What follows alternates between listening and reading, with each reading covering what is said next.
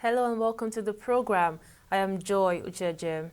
Now, the rising trend of medical tourism among politicians and government officials in Nigeria continue to pose a serious challenge to the country's health sector.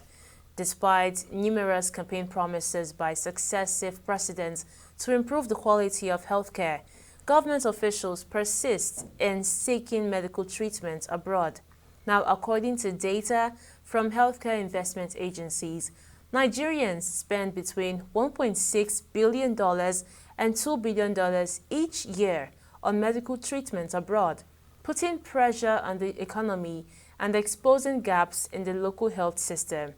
Now, the late former President Muhammadu Buhari's consistent reliance on foreign healthcare, despite Nigeria's medical system, highlighted a troubling trend among political elites who sideline local hospitals, a practice that many believe further erodes public trust in the nation's healthcare infrastructure. Now, let's get more insight into this situation. Chairman, Jidikon Medical Center, Dr. Philip Njemanze, joins me on the program. Thank you for coming on board, sir.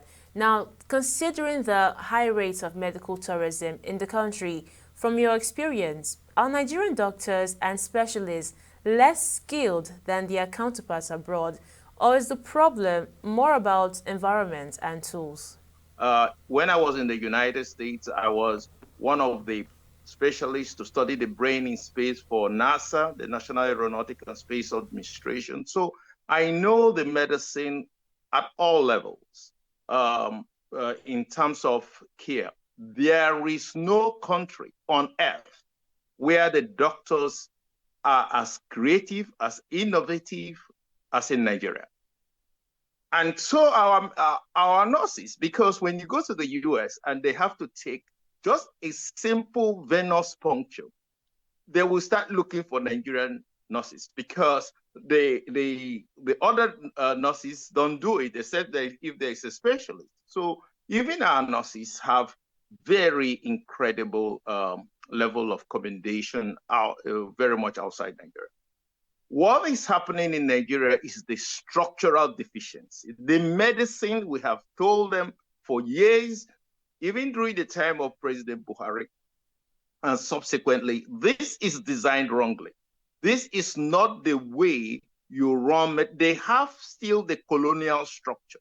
Now, let me give you a simple example. If you go to a university clinic today, you will see the government, most of the facilities are broken, most of the beds are not even there, the people are overcrowding and all that. Why is that happening? It's because it's not organized properly. What should be the organization?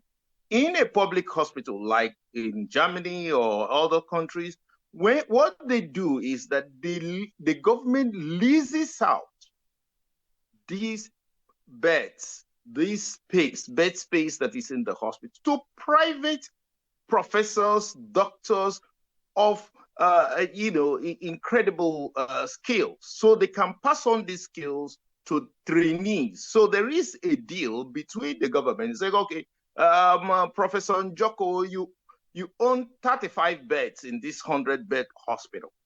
And then these beds will be there. They will be your private patients. And it's also called, some people can come to you and state that they want to be your private patient. And they will still be in the hospital structure. They will still occupy the government beds and all that. But by having your practice within this structure, you are actually rendering care to the public and at the same time training the next generation of doctors. So what happens is that there is no time Dr. Njoku has to go outside to a private clinic to devote time and charge people money there. In the government hospitals here, the large government hospitals, you have the private beds of the doctors that provide services in that place. Yes, the government gets their own service, and because it's a lease, so they gets their own money, and then the private practitioner gets it, and then passes knowledge to the next generation of doctors. That's the correct way to. It's a public-private partnership. Now, How can the government and private sector work together to build centers of excellence locally that will reduce medical tourism in the country? Yes, I I think that medical tourism can be drastically reduced because this is a $2 billion dollar business now. And where are they going? They are going to nowhere. I along with many other Nigerian doctors, have seen a lot of those medical tourists. They spend 10 million, 15 million abroad only for them to come back to Nigeria untreated. And they have to now go to the right person in Nigeria if they have the chance to be treated. So it is a wrong application, and the way it is done is very, very wrong. What we need is private-public partnership. Again, the health system, as I said, is very defective. The health system has to be re-engineered at the ministerial level. And what it takes is that there are three arms of medicine. I repeat that. Three arms of medicine. One, there is the therapeutic part where you go to hospital to be treated. Then there is the research arm where you go and there are research institutions around the country which compete for research funds that are brought out, which should be for Nigeria should be about 200 billion naira fund that is brought out for medical research. Then you have the preventive arm, which basically monitors from the ward level to the local government level to the state level and then to the federal level, all the disease indices using sanitary inspectors and people who really take on with preventive medicine. And then using a lot of campaigns in terms of most of the health complications are caused by even what we eat. Most times Nigerians eat things that were traditionally designed as medications, given for a particular state, not for general eating. And then they eat it, and then of course, because let me just give you a very simple example. They use the very use of crayfish, for example, in Nigerian diets. That was not designed for common eating. It's supposed to be something used for a particular time of those who are in the farming season to make sure that their blood can clot should they have a minor cold. That's what it was designed for. But this can cause exactly the opposite. That means your blood will clot if you take it when you are not in such a state. And then what you end up with is with a cardiac clot. And that could cause deep venous thrombosis, that could cause a heart attack, that could cause a stroke, and many other complications can result from that. So what is happening is that you need research and education, which is done by the preventive arm, to educate people on this. Now, when it comes to the therapeutic arm, where you give medical services to people, what needs to be done is that the government must have, every state must have loans that are meant for uplifting. They have to have a health bank where these loans are single-digit interest loans which are given to medical doctors who want to invest in the healthcare, pharmacists who want to create sources of drug manufacturing, then other people who are involved in healthcare, the physical therapy people, and those who are involved in all forms of preventive care. These funds are available as single-digit interest loan in a health bank, just like you have the agri bank. So you have the health bank, you go there, you borrow money, you want to build a nice facility and buy equipment, this can be done. And then you can now uplift the standard of the private care. The doctor has the skills, he knows what to do now, but he doesn't have the equipment just because the funds are not available. This is easy to solve. That's why government is there. That's what the taxation money is meant for. And so this doctor who needs maybe 1 billion naira in basically single digit interest loan, he gets this money and he builds this facility, then provide the necessary diagnostic equipment in that facility. But as a public money, we can say, well, wait a minute, there are only 3 hospitals in this local government in area of Damatru. So what we need a facility there. So if we are going to go there to provide care, we'll give you 1 billion naira and give you the at 5% interest rate, build the hospital.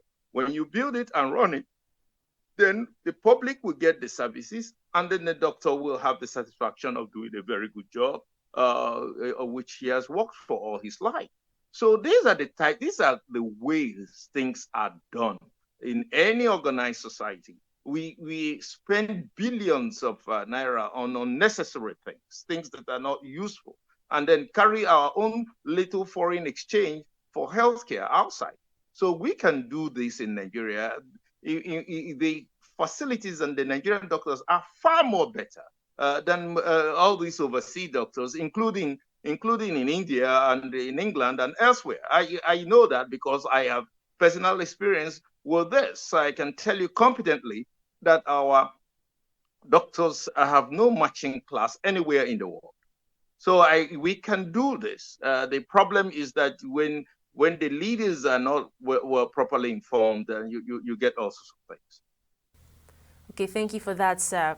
Now, with the massive brain drain in the medical field, what policies would you recommend to keep our health professionals from leaving the country? Yeah, I think most of the doctors that I live in, most of them are young, very young people, quite all right, and that's understandable because they have lesser family ties, and then of course they have all their future in front of them, and there are no opportunities for them facing now. But I think that if we were to today, as I speak, announce the introduction of a health bank with single-digit interest loans for doctors who want to set up hospitals, and we're giving 500 million to 1 billion naira loans to these young, even the young ones. Many of them will choose to stay here because overseas is not also as easy and as rosy as many people think. So I've worked overseas I worked overseas for 16 years. So I really know that it's not as simple as that, and they adopt, for doctors coming over to adapt and to start up a new life in a strange place. It's not so easy. So, but it's possible for us to keep most of our skilled people at home.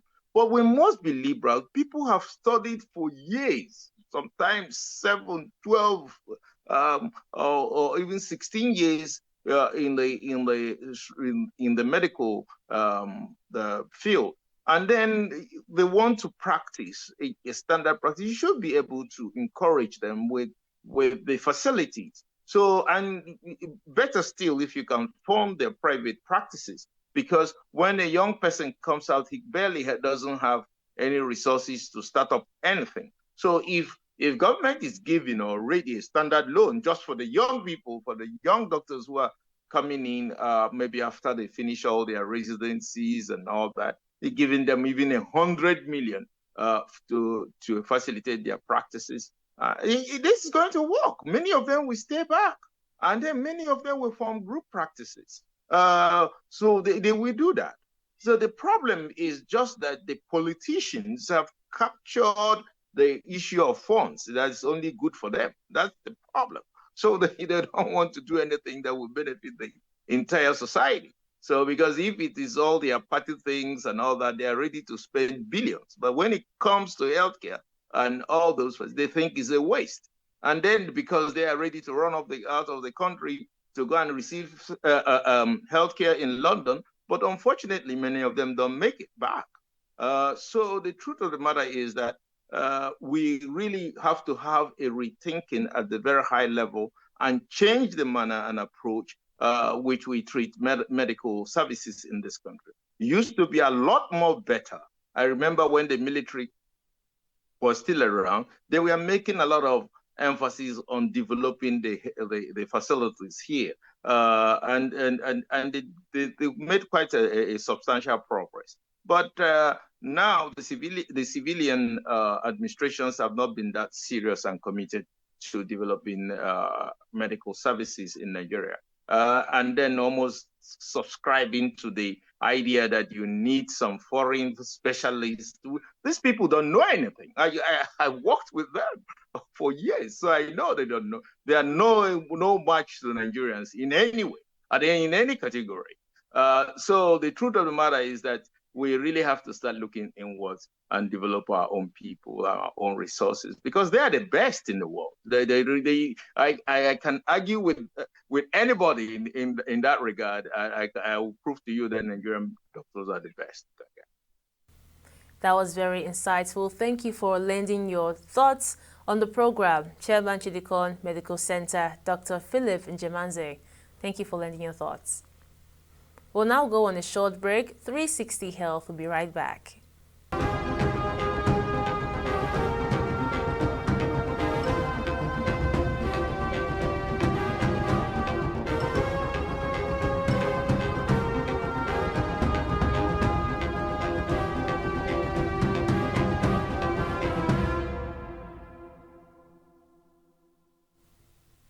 Welcome back. We're still discussing the menace of medical tourism that is plaguing the country. I am now being joined by an orthopedic and trauma surgeon in Lagos, Dr. Toluwani Orungbeja. Thank you, Dr. Orungbeja.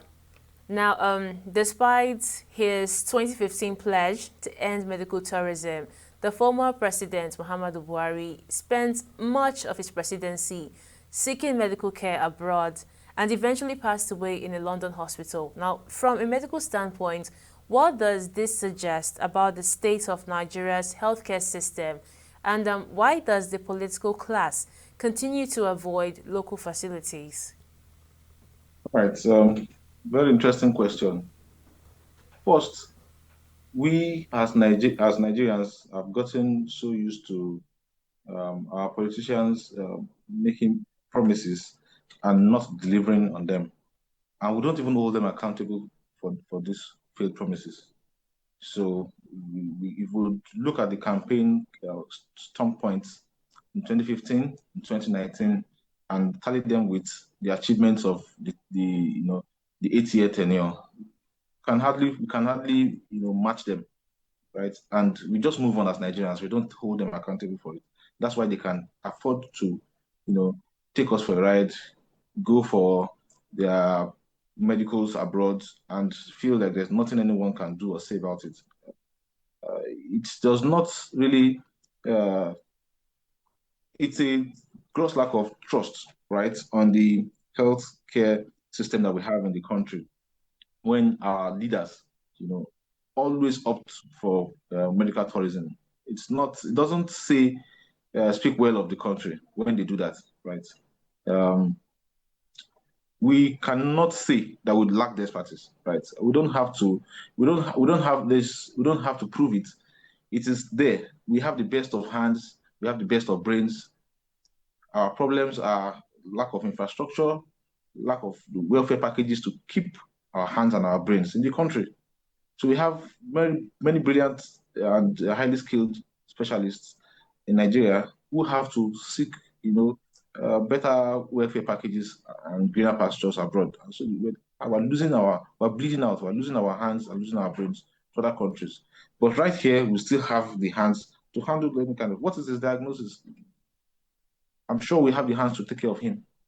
So it doesn't speak, it's not a slap on the medical community. It's a slap on the presidency and our government. Right?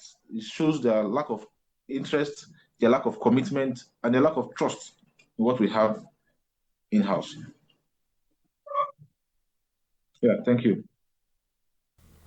Now, the former presidential spokesperson, Femi Adesinas, said the president, that is the late former president Buhari, would have died a long time ago if he had received treatment in Nigeria.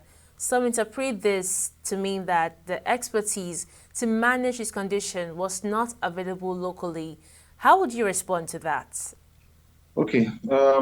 First of all, condolences to our former president, Muhammadu Buhari's family, right? Nigeria has lost an icon. That said, the statement from Mr. Femi Adesinas was a very careless one. I don't think he thought it out carefully before making that statement. For a government who has held power for 8 years to be able to utter such a statement that the president will have died a long time ago if he received care in Nigeria, that is a very careless statement, and that is me putting it mildly, right? So it's a slap on their face, like I said earlier, whichever way you look at it. So if we don't have the tools and the expertise to treat whatever ailment that he had, whose fault is that? Is it lack of brains? Are you saying that the doctors in Nigeria are so dull that they cannot learn? Are you saying that the doctors in Nigeria do not have the tools to work with? And whose fault would that be? Are you saying that we don't have the infrastructure to support the diagnosis, the treatment of the diagnosis of late Mr. President? Then whose fault is that? So that's why I said it's a very careless statement. If he thought that carefully, he wouldn't have made that statement, right? And I think that at this point, we as Nigerians need to realize that this is a struggle that is not for the medical community alone. It's a struggle for the average Nigerian. We Nigerians have left this struggle to the doctors or the nurses. But it's not a struggle for the doctors and the nurses alone. It's a struggle for the common Nigerian who would one day find themselves in that situation where they have to treat certain conditions. Would they, and if they cannot afford to go for medical tourism, are you saying that they are all going to die? That the average Nigerian has to die because we cannot afford to go to UK and London to receive health care? So really, that statement is a very careless statement. And the statement, if you're alluding it to lack of confidentiality, I think, again, that's another attempt to slap the medical community, which also does not stick. We have professionals here, right? Very recently, the former vice president had a thigh surgery in a private hospital here in Lagos. Was there any breach of confidentiality? Did his political enemies get there to make the doctors or nurses there administer something to kill him? So what are we talking about? Right. So really, the statement is a very careless and a crass one, no matter whatever angle you try to look at it. And I don't think anyone can possibly excuse it. Right. So there's no basis for our president to be going out of the country for medical tourism. And we need to really have a conversation about the healthcare system in Nigeria, because Nigeria is supposed to be the giant of Africa, right? You actually have people leaving Nigeria to go to Ghana to have procedures done and healthcare. What? We have people going to Zambia, Namibia. We have those people. Rwanda are making progress in their healthcare. Egypt is far away from us. South Africa is far away from us. And we're supposed to be the giant of Africa. There was a time when the king of Saudi Arabia used to come to Nigeria to receive his own healthcare. And right now, the upper middle class Nigerians think that the best thing to do for themselves is to go outside the country to go and treat malaria. So I think we need to sit down and have this conversation. How can we make it better if we have such lack of trust in the system? What exactly is the problem and how can we make it better? And I can tell you for free that the problem is not the healthcare workers, because you have a healthcare system that is still delivering results today, in spite of the gross neglect from the government, in spite of the gross underfunding, in spite of the grossly inimical working conditions and poor welfare packaging. You have people the healthcare right now is being sustained by the sacrifices and the blood of the healthcare workers. And so they are definitely not the problem. So we need to look inward and find the problem and find solutions to them. Well, thank you for sharing your insights on the program, Dr. Arungbeja. Always a pleasure having you. And that's it on the program. Thank you so much for joining us. Until next time, bye for now.